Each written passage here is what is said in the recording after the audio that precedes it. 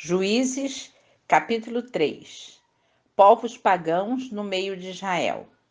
São estas as nações que o Senhor deixou para, por elas, provar a Israel, isto é, provar quantos em Israel não sabiam de todas as guerras de Canaã. Isso tão somente para que as gerações dos filhos de Israel delas soubessem, para lhes ensinar a guerra, pelo menos as gerações que dantes não sabiam disso. 5 príncipes dos filisteus e todos os cananeus e sidônios e heveus que habitavam as montanhas do Líbano, desde o monte de Baal-Hermon até a entrada de Amate. Estes ficaram para por eles o Senhor pôr Israel à prova, para saber se dariam ouvidos aos mandamentos que havia ordenado a seus pais por intermédio de Moisés.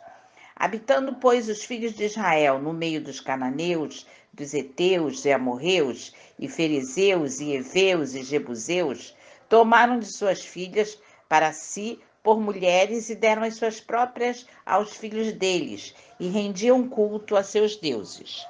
Otiniel livra os israelitas do poder de Cusã-Risataim. Os filhos de Israel fizeram o que era mal perante o Senhor, e se esqueceram do Senhor, seu Deus, e renderam culto aos Baalins e aos postes ídolos. Então a ira do Senhor se acendeu contra Israel, e ele os entregou nas mãos de Cusã-Risataim, rei da Mesopotâmia. E os filhos de Israel serviram a Cusã-Risataim 8 anos. Clamaram ao Senhor os filhos de Israel, e o Senhor lhes suscitou libertador, que os libertou. Otiniel, filho de Quenaz, que era irmão de Calebe, e mais novo do que ele. Veio sobre ele o Espírito do Senhor, e ele julgou a Israel. Saiu a peleja, e o Senhor lhe entregou nas mãos a Cusã-Risataim, rei da Mesopotâmia, contra o qual ele prevaleceu. Então a terra ficou em paz durante 40 anos. Otiniel, filho de Quenaz, faleceu. Servidão sobre Eglon. Tornaram então os filhos de Israel a fazer o que era mal perante o Senhor, mas o Senhor deu poder a Eglon, rei dos Moabitas, contra Israel, porquanto fizeram o que era mal perante o Senhor. E ajuntou consigo os filhos de Amon e os amalequitas, e foi e feriu a Israel, e apoderaram-se da cidade das palmeiras. E os filhos de Israel serviram a Eglon, rei dos Moabitas, 18 anos. Eude livra-os. Então os filhos de Israel clamaram ao Senhor, e o Senhor lhes suscitou o libertador. Eude, homem canhoto, filho de Gera, benjamita. Por intermédio dele, enviaram os filhos de Israel tributo a Eglon, rei dos Moabitas. Eude fez para si um punhal de 2 gumes, do comprimento de um côvado, e cingiu-o debaixo de suas vestes do lado direito. Levou o tributo a Eglon, rei dos Moabitas. Era Eglon homem gordo.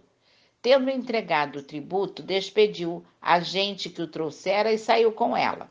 Porém, voltou do ponto em que estavam as imagens de escultura ao pé de Gilgal e disse ao rei: Tenho uma palavra secreta a dizer-te, ó rei.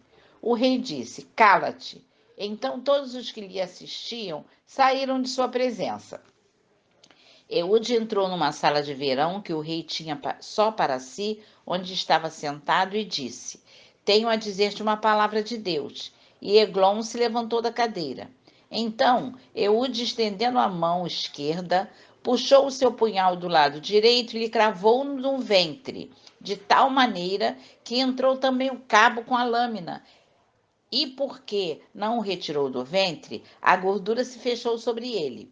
E Eude, saindo por um postigo, passou para o vestíbulo, depois de cerrar sobre ele as portas, trancando-as.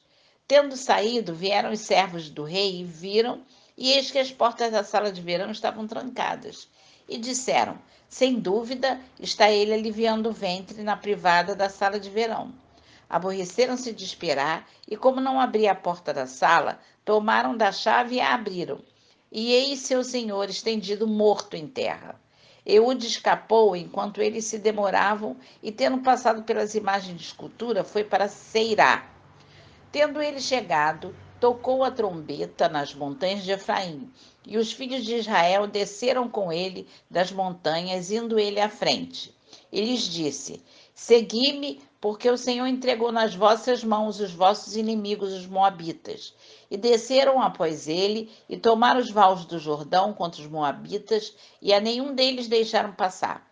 Naquele tempo, feriram dos moabitas uns 10.000 homens, todos robustos e valentes, e não escapou nem sequer um.